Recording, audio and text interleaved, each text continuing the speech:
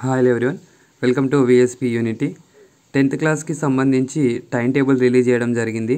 మన తెలంగాణ 10th క్లాస్కి సంబంధించిన టైం టేబుల్ నిన్న రిలీజ్ చేయడం జరిగింది. ఒకసారి టైం టేబుల్ చూసినట్లయితే ఫస్ట్ 18th రోజు ఫస్ట్ లాంగ్వేజ్ ఉంటుంది, 19th రోజు మార్చ్ 19 సెకండ్ లాంగ్వేజ్ ఉంటుంది, 21 third language, 23 mathematics, 26 science, 28 science.